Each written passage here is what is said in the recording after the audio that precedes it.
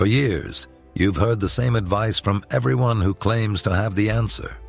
Work harder, show up earlier, stay later, outwork the person next to you, and the universe will reward you with wealth. It's the promise that keeps the gears of the economy turning. It's the story we tell ourselves at 2 a.m. when the spreadsheet won't balance, when the promotion goes to someone else, when the numbers at the bottom of the bank statement refuse to grow. But there's a problem with that story. It doesn't match the evidence. Let me ask you a question. If hard work were the primary engine of wealth creation, wouldn't the hardest working people on the planet be the richest? Wouldn't the person who clocks the most overtime, the farmer who rises before dawn, the single parent holding down 2 jobs, wouldn't they be the ones sitting at the top of the wealth pyramid? You already know the answer.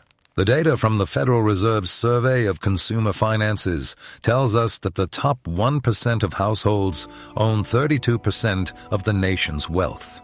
The bottom 50% own 2.6%. That's not a ratio driven by effort.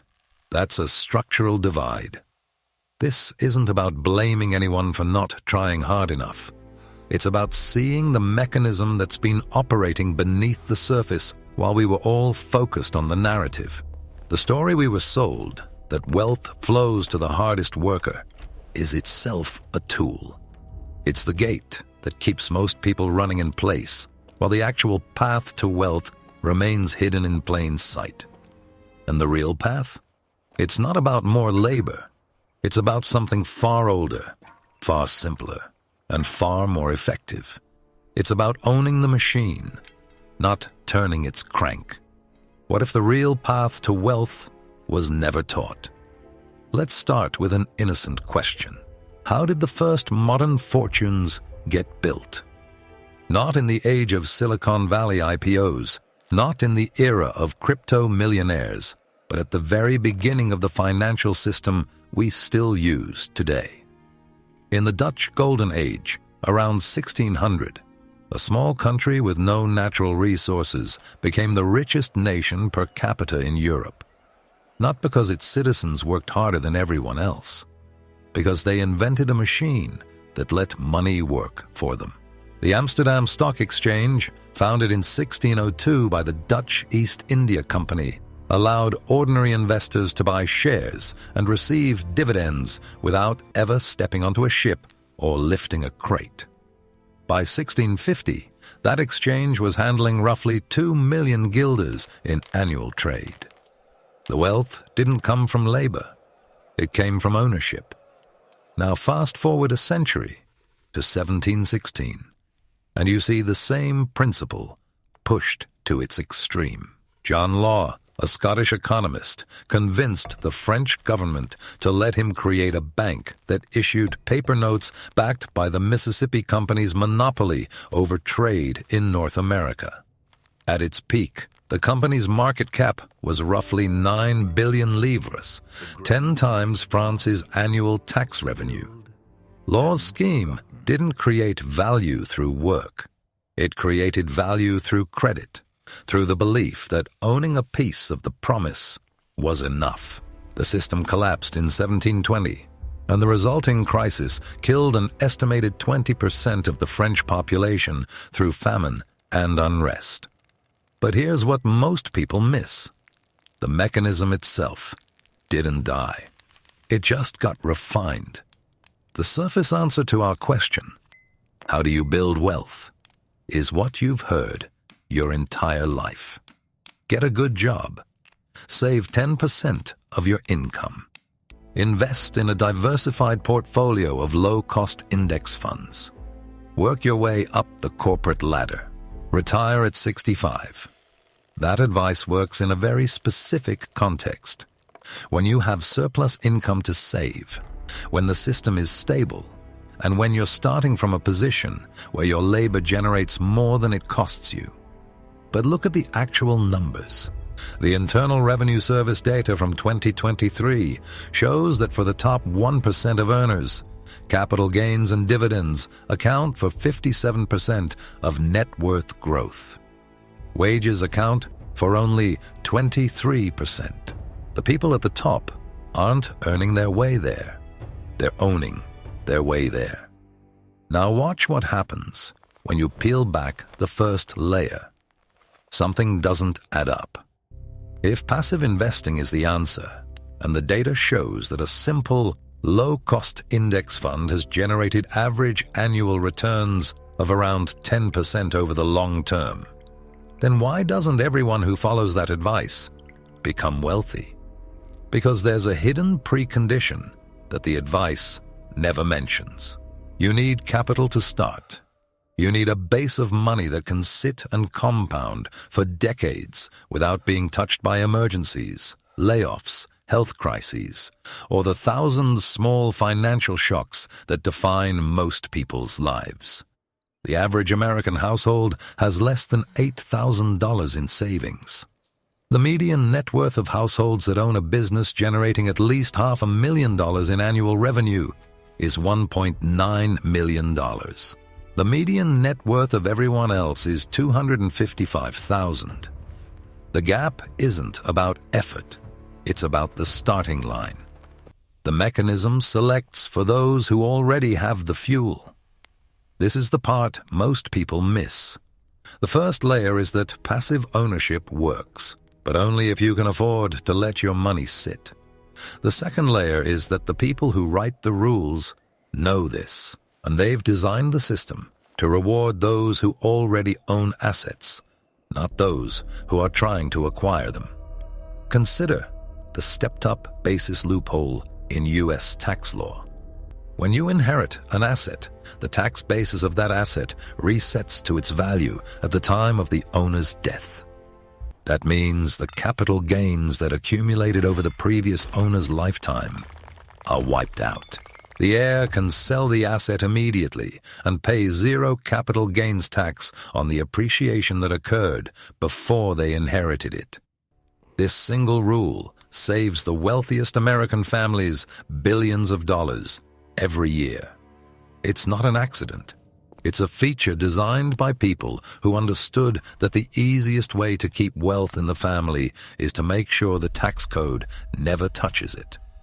Layer 3 is the real mechanism, the feedback loop. Wealth buys access. Access writes the rules. The rules protect wealth. Take a look at the lobbying expenditures in Washington over the last decade. The financial sector alone spends hundreds of millions of dollars each year to shape legislation that governs everything, from capital gains taxes to estate tax exemptions to SEC filing requirements. The IRS prosecution rate for tax evasion among high net worth individuals has dropped by over 60% in the last 20 years. Not because tax evasion has decreased, because the resources allocated to audit the wealthy have been systematically cut. Stop. Look at that statistic again. The IRS investigation rate for wealthy taxpayers has collapsed. The number of agents assigned to high net worth cases has fallen faster than any other category.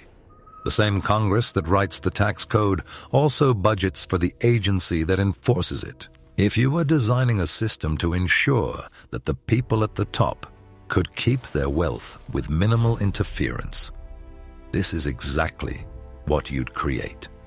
And here's the confrontation. If you've ever worked a 60-hour week and still watched the numbers not add up, you know the silent anger that comes when the promise clashes with the paycheck. You've been told that your failure to accumulate wealth is a personal failing, that you didn't invest early enough, didn't learn the right skills, didn't cut enough expenses. But the data from the Census Bureau and the Federal Reserve suggests something different. The intergenerational earnings elasticity in the United States is around 0.5. That means half of your economic position relative to your parents is determined by who your parents are, not by your effort. The system is not a meritocracy. It's a hereditary hierarchy dressed up in motivational posters. Now let me show you the core gear, the heart of the mechanism, the thing that connects the Dutch Stock Exchange in 1602 to the tech IPO in 2021. It's not hard work. It's not even intelligence or luck, though both help. It's leverage.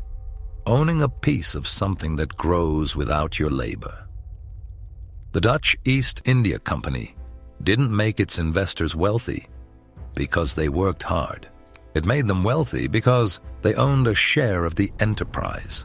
The same is true for the early investors in Standard Oil, in Amazon, in every wealth-creating machine in history. But here's the twist.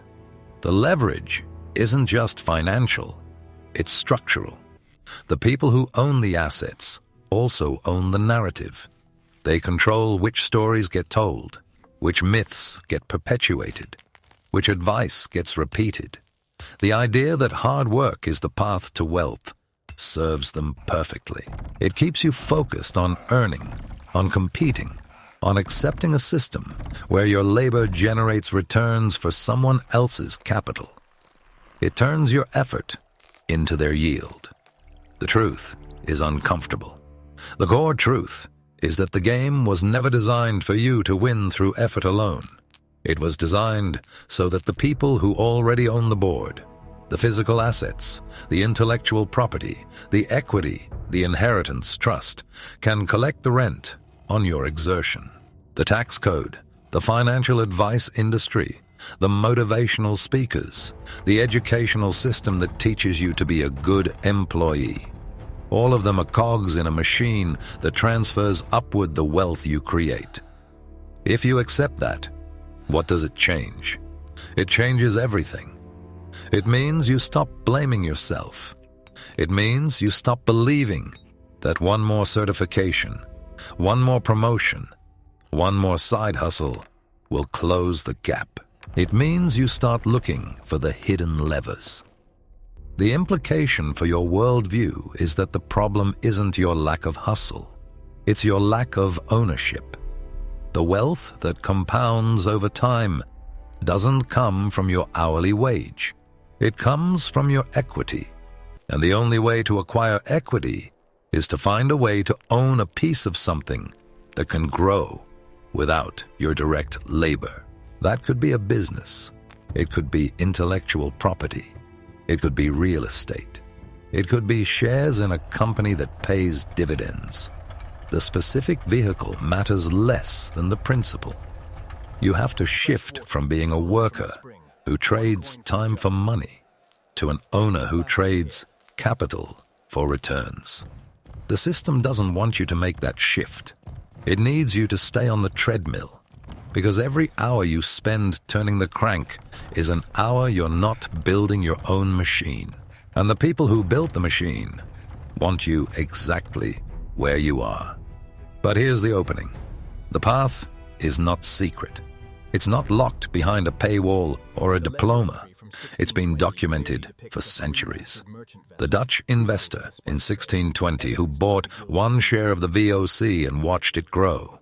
The 19th century shopkeeper who used her savings to buy a plot of land and rent it out. The modern programmer who spent 2 years building a SaaS product and now collects subscription revenue while she sleeps. They all understood the same thing. Wealth is not a reward for labor. It's the consequence of ownership. Now let me ask you the question that I've been leading toward. What changed when you heard that? Did a part of you resist because the narrative feels so comfortable? Or did something click, a piece of the puzzle that you've sensed but never had words for? You felt it, didn't you? That moment when the promise clashed with the paycheck. You're not imagining it, and you're not alone. The evidence is compiled in a single document, the missing chapter they scrubbed from your onboarding. And I'm sharing it with the ones who always knew the score. In the next chapter, we go deeper into the specific mechanisms that allow the same families to stay wealthy across generations. The trusts, the legal structures, the hidden transfers that look like gifts but function like survival strategies. We'll trace the path from the Gilded Age to the present day, and we'll see how the wealth that was already in place 100 years ago is still flowing today. Stick with me, because once you see the blueprint, you can't unsee it. And that's the first real power you've ever had in this game.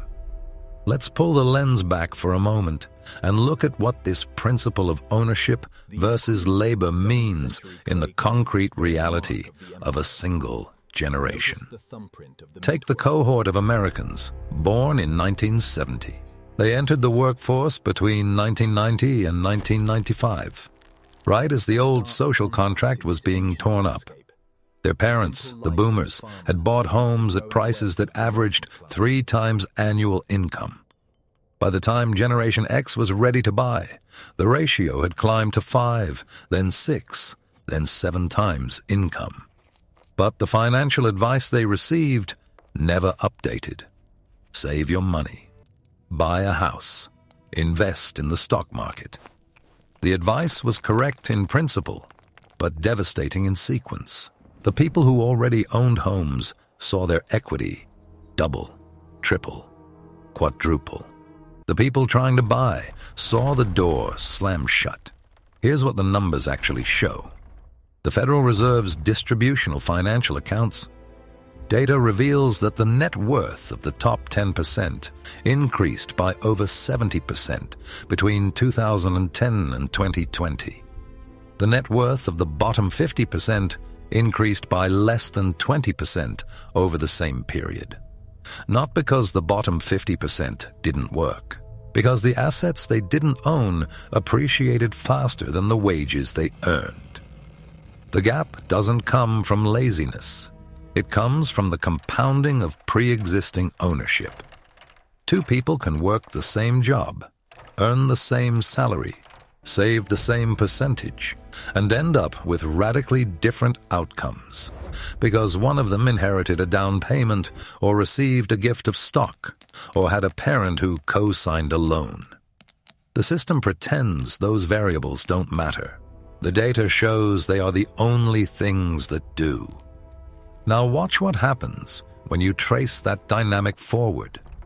The children born to the top 10% in 1990 are now entering their prime earning years. They are not starting from zero. They are starting from a base of inherited assets that have been compounding for 30 years. The children born to the bottom 50% are starting from negative net worth in many cases. Student debt, credit card debt, medical debt. The gap isn't going to close by effort. It's going to widen by design. The tax code, the financial system, the educational pipeline, the housing market, all of them are calibrated to accelerate the wealth of those who already have it. Let's take a specific example that makes this visible. The mortgage interest deduction. It's sold as a middle-class benefit, a way to make home ownership more affordable. But look at who actually uses it. According to the Tax Policy Center, over 70% of the benefit goes to households earning more than $100,000 a year. The top fifth of earners receive more than half of all mortgage interest deduction benefits. The bottom half of earners receive less than 10%. This is not a program that helps people buy homes. It's a subsidy that reduces the tax bill of people who already own homes. The people who rent, disproportionately young families and low-income workers, get nothing. The mechanism is invisible, but it reroutes billions of dollars upward every year. Stop and think about what that means for the person who plays by the rules. You are told to buy a home to build wealth, but the tax code that supposedly helps you buy a home is actually helping the person who already owns 3. The system tells you to invest in the stock market, but the capital gains tax rates that benefit investors are set at a level that overwhelmingly advantages the wealthy who hold the vast majority of taxable assets. The system tells you to start a business, but the regulatory burden, the licensing requirements, the access to capital, all of them create barriers that are trivial for someone with family wealth and monumental for someone starting from scratch. This is the part where the mechanism reveals its true shape. The advice is not wrong. It's incomplete. It describes the surface of the game without revealing the board. And the people who wrote the advice knew exactly what they were doing. They knew that telling everyone to save and invest would create a flood of capital into the assets they already owned. They knew that rising home prices would benefit the existing homeowner class. They knew that the stock market gains would disproportionately flow to the top. The advice, repeated millions of times across thousands of platforms, served as a recruitment drive for the ownership class. Every new investor, every new home buyer, every new entrepreneur was another source of demand that bid up the price of the assets the wealthy already held. Now let's look at the psychological cost of this system. The gap between the promise and the paycheck doesn't just drain your bank account. It drains your sense of agency. When you follow the rules, and the rules don't work, you internalize the failure. You tell yourself you didn't try hard enough, you didn't invest smart enough, you didn't cut enough expenses.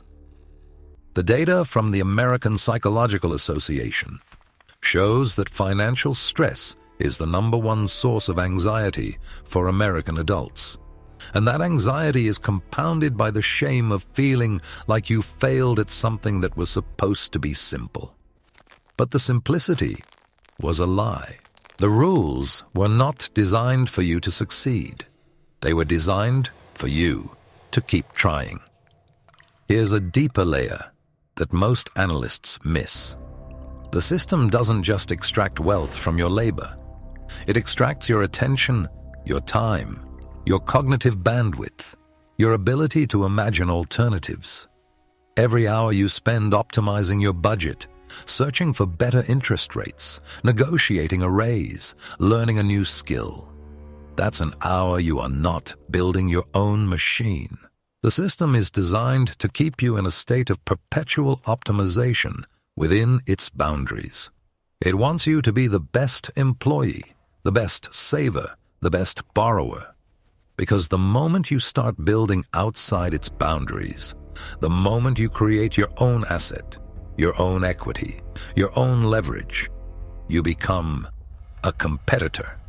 And the system has powerful tools to discourage that. And that's the real trap.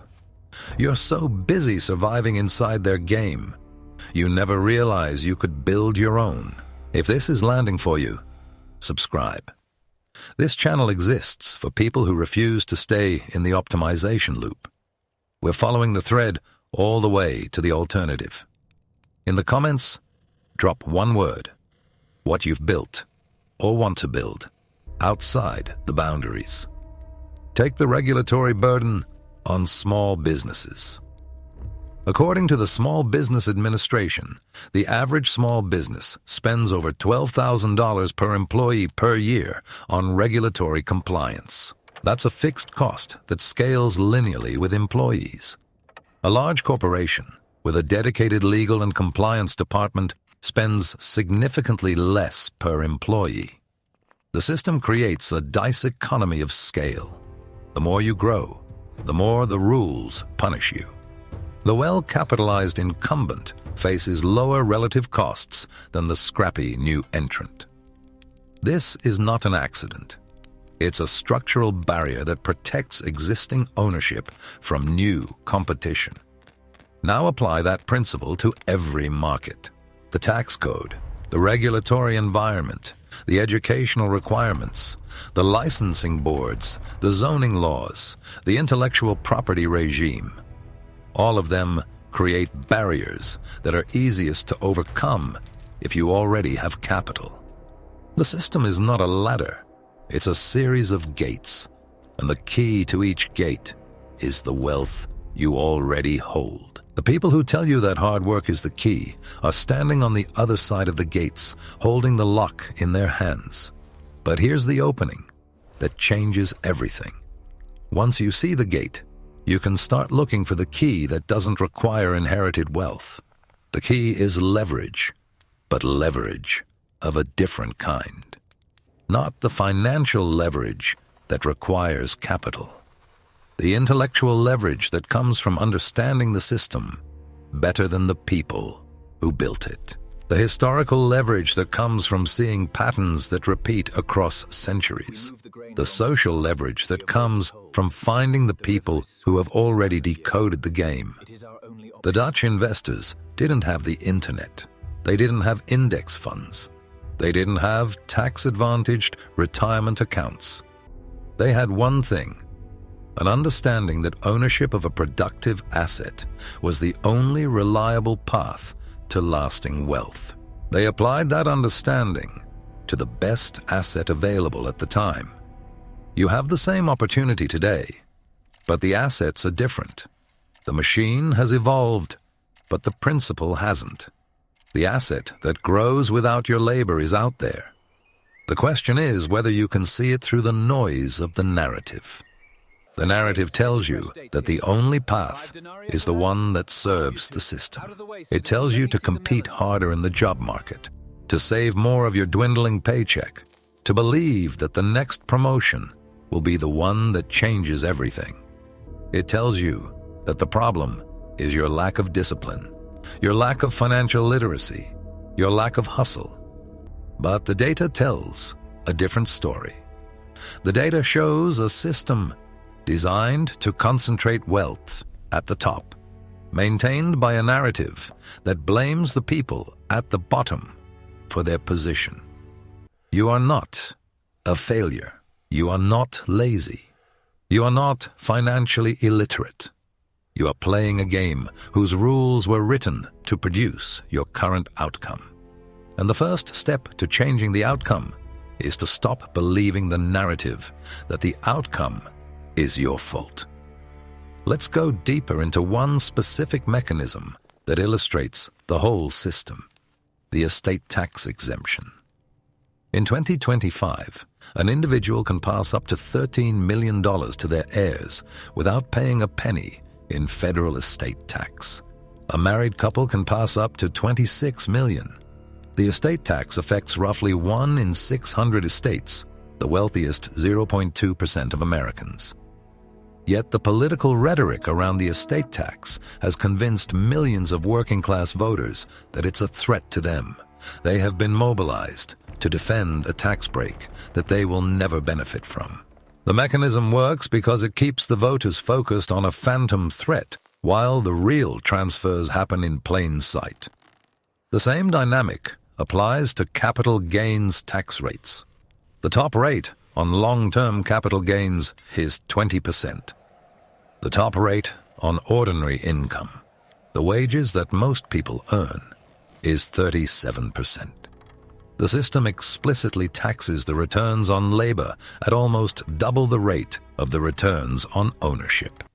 This is not a glitch. It's a deliberate policy choice that rewards the people who own capital and penalizes the people who earn wages. The people who write the tax code are the people who own capital, and they have designed a system that channels your tax dollars toward the preservation and growth of their assets. Now consider the step-up in basis loophole I mentioned earlier. This single rule saves the wealthiest families an estimated $40 to $60 billion per year in capital gains taxes. To put that in perspective, the entire budget of the Internal Revenue Service is roughly $14 billion. The tax break for inherited assets alone is 3 to 4 times the budget of the agency that is supposed to enforce the tax code. The system is not just rigged. It's openly contemptuous of the idea that everyone should play by the same rules. But here's the part that gives me hope. Once you see these mechanisms, you can't unsee them. And once you see them, you can start making decisions that the system didn't intend for you.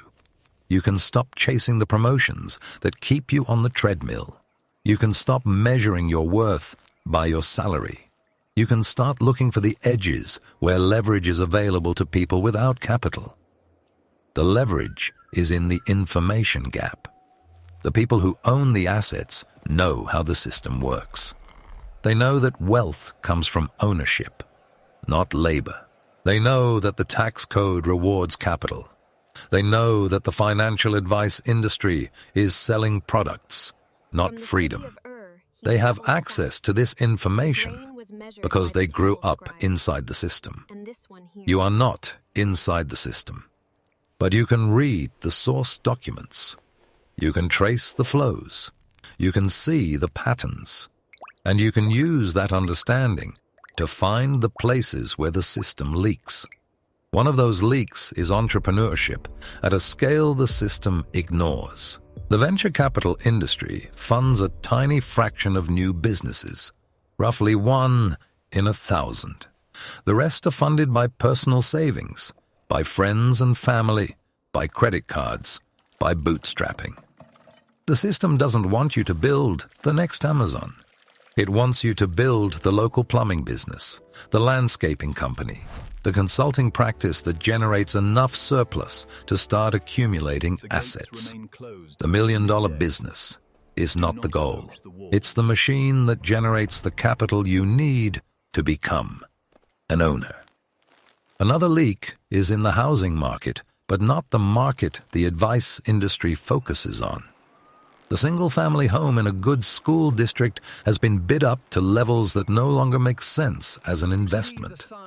But there are still markets, secondary cities, rural areas, distressed properties, where the ratio of purchase price to rental income creates real cash flow. The people who own the narrative don't talk about those markets because they are messy, because they require work, because they don't scale. But they work. The 19th century shopkeeper didn't buy the most expensive commercial real estate in the city. She bought the plot on the edge of town and waited for the city to grow around it. The deepest leak, the one that the system fears most, is the intellectual leak. The understanding that the game is rigged spreads slowly at first, then all at once. Every person who sees the blueprint is one less person running on the treadmill. Every person who shifts from labor to ownership is one less source of yield for the capital class. And when enough people make that shift, the system has to adapt. The tax code changes. The narrative changes. The gates move. But the principle remains. The tax code changes. The narrative shifts. The gates move. But here's what I want you to understand about that adaptation. Every reform that comes will be framed as a solution to the very problem the system created. Watch what happens when the estate tax exemption is debated.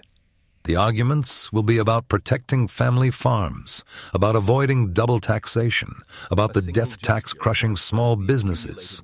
Those are not the real issues. The real issue is that $39 trillion is expected to pass from one generation to the next over the next 2 decades. That is the largest transfer of wealth in human history. And the rules that govern that transfer were written by the people who will benefit from it. Consider the generational transfer data from the Federal Reserve. The wealth that will flow from the silent generation and the baby boomers to their heirs is concentrated at the very top. The top 10% of households will inherit roughly 70% of that total. The bottom 50% will inherit less than 5%.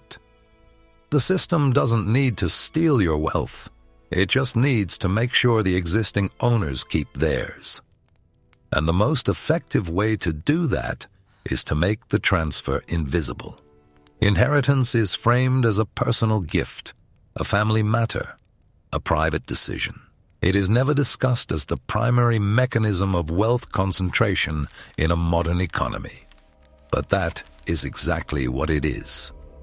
Now let's look at how this inheritance mechanism interacts with the labor market.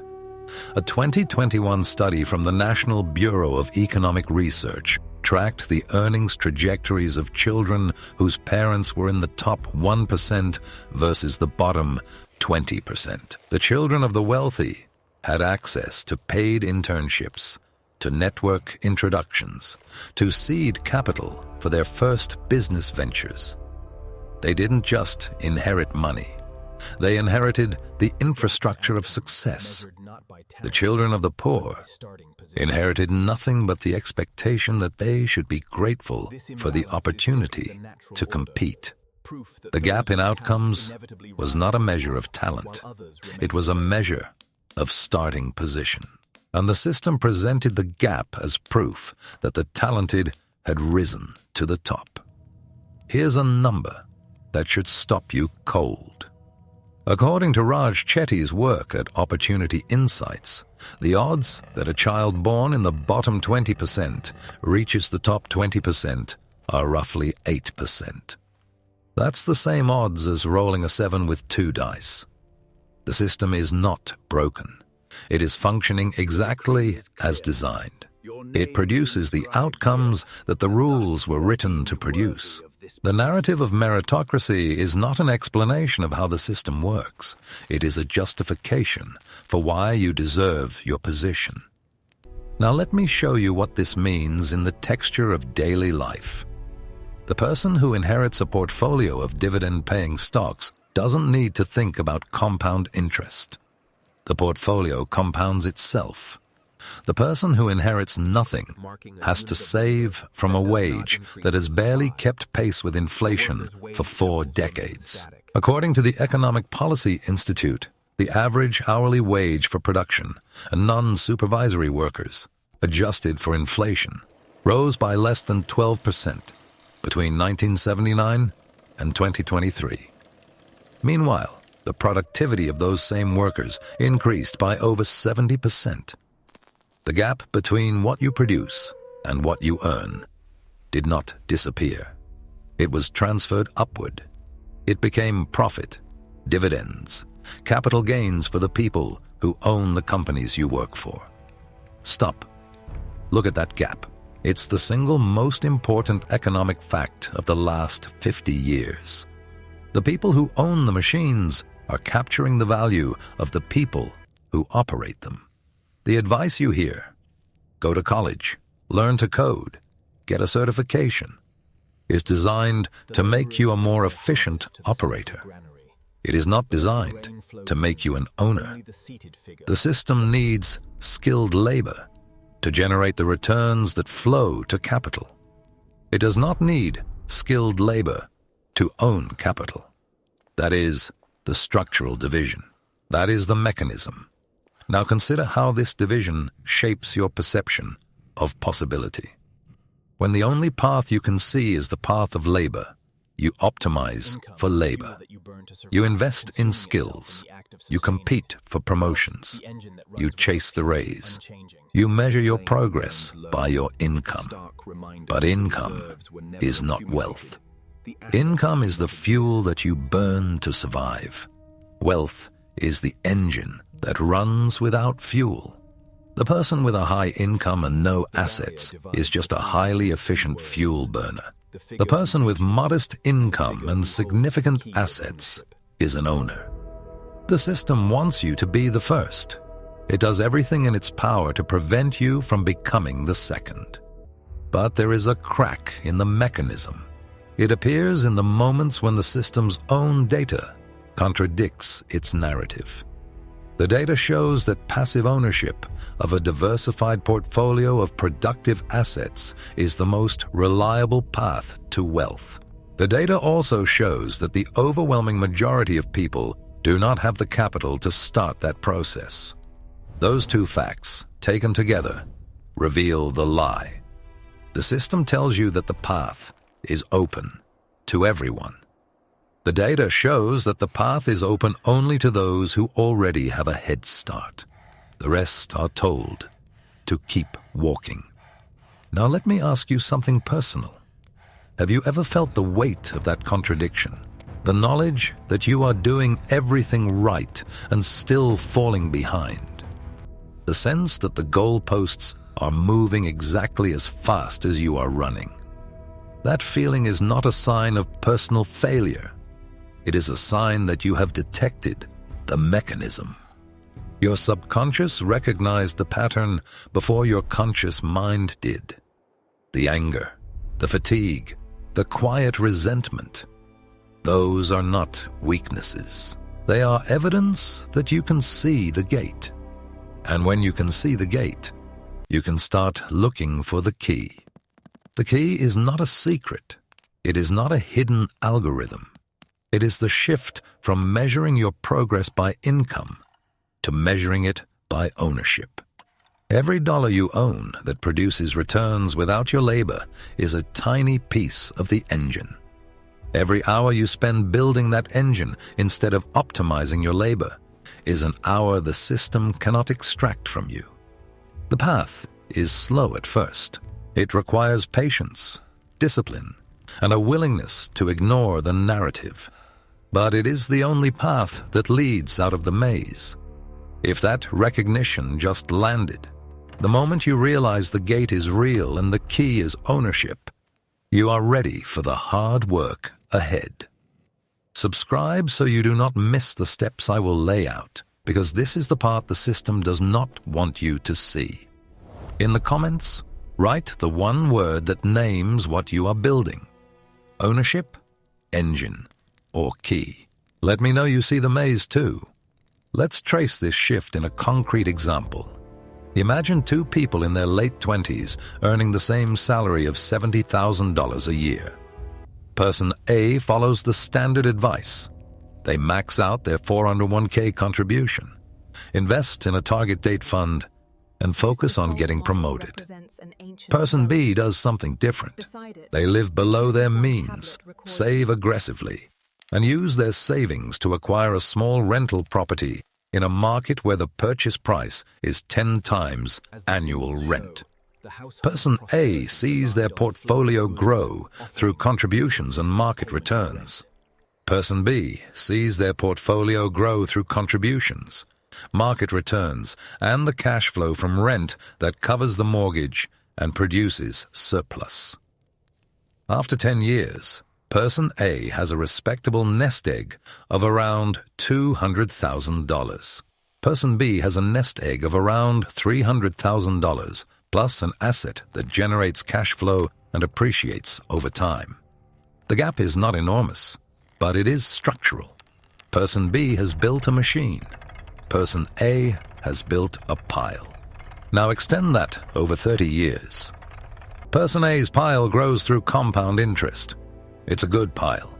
It provides a comfortable retirement. Person B's machine has multiplied. The rental property became 5 rental properties.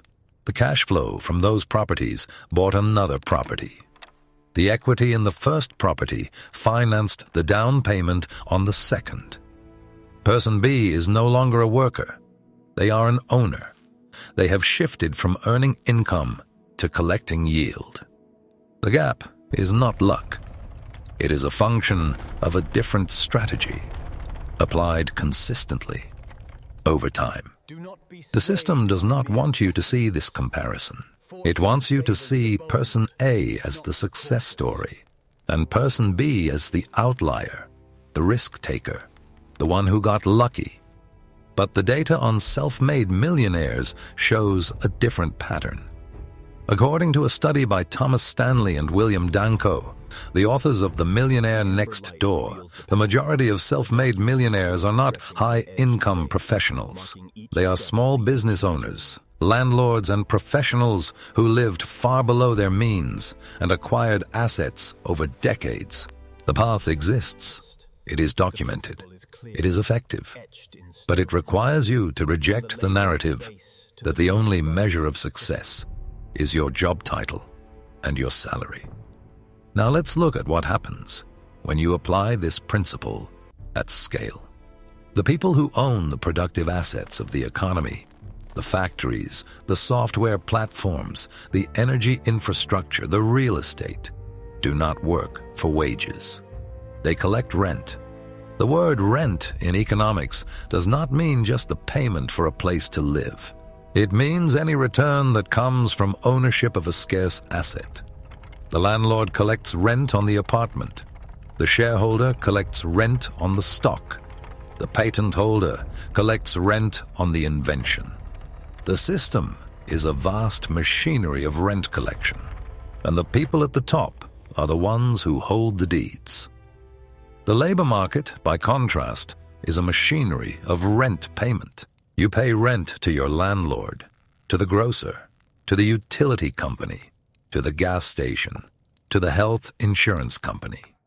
Every transaction you make is a transfer of value from your labor to the owners of the assets you need to live. The system is designed to maximize the flow of that transfer. The higher your income, the more rent you pay. The more you consume, the more you feed the machine. The only way to stop feeding the machine is to own a piece of it. Here's the uncomfortable truth that the system never teaches. You cannot save your way to ownership if your savings rate is too low relative to the rate of asset appreciation. If housing prices rise faster than you can save for a down payment, you are being priced out of ownership. If stock market gains exceed your ability to invest, you are being outcompeted by capital. The system creates a treadmill that runs slightly faster than the average person can manage. The goal is not to stop you entirely. The goal is to keep you just far enough behind that you never escape the race. But there is a countermeasure. It is not higher income. It is not better budgeting. It is velocity, the speed at which you can turn your labor into an asset that produces returns. The faster you can build your first machine, your first piece of equity that generates cash without your labor, the faster you can use that machine to build the next one. The compounding that matters is not just the compounding of money. It is the compounding of ownership. Every asset you acquire that produces returns is a seed that can grow into another asset. The goal is not to save for a distant retirement. The goal is to cross the threshold where your assets produce enough to cover your basic needs, then expand from there. Let's be clear about what this requires. It requires sacrifice. It requires living below your means in a culture that constantly encourages you to consume. It requires learning skills that the educational system does not teach. How to evaluate an asset, how to negotiate a purchase, how to manage a cash flow. It requires patience because the machine takes years to build. But it is not a mystery. It is not a secret. It is the oldest wealth-building strategy in the world, and it has been practiced by every generation that produced lasting prosperity. The difference is that previous generations were not surrounded by a narrative that told them the path was something else. They knew that owning land, owning a business, owning the tools of production was the way to escape labor. The modern narrative has obscured that truth behind a fog of financial products, motivational slogans, and the myth of the self-made billionaire who started in a garage. That story is real for a vanishingly small number of people. For everyone else, the path looks different. It is slower. It is less glamorous. It is buying the duplex, fixing it up, renting out the other unit, and building from there. It is starting the side business that grows into a primary business. It is investing in the small public company that the analysts ignore. It is finding the inefficiency in the market that the big players don't bother with. And here is the paradox. The very ordinariness of the path is what makes it invisible. The system does not need to suppress the information. It only needs to make the information boring. The exciting stories that get told are the ones that reinforce the narrative. The overnight success, the IPO, the crypto millionaire, the boring stories, the landlord who accumulated 30 properties over 40 years, the business owner who never took a dime of venture capital, the investor who simply bought and held for decades. Those stories do not generate clicks. They do not sell courses. They do not attract attention. But they are the stories that contain the truth. You have now seen the blueprint. You understand that the game is not what it claims to be. You know that the path to wealth is ownership, not labor. You know that the system is designed to keep you on the treadmill. And you know that the way off the treadmill is to build your own machine. The specific shape of that machine depends on your skills, your resources, your risk tolerance. But the principle is universal. Shift from earner to owner. Let the machine work for you. The question that remains is not whether the system is rigged. It is. The evidence is overwhelming. The mechanisms are clear. The data is unambiguous. The question is what you do with that knowledge. You can feel the anger, let it settle, and then use it. You can turn the clarity of the blueprint into the fuel for your own machine. The people who built the system counted on your trust. They counted on your faith in the narrative. They counted on you believing that hard work was enough. Now that you see the gate, you can stop running toward it and start looking for the key. And the key is sitting right there, in the same economic data they used to lock you out. You just have to read it the right way.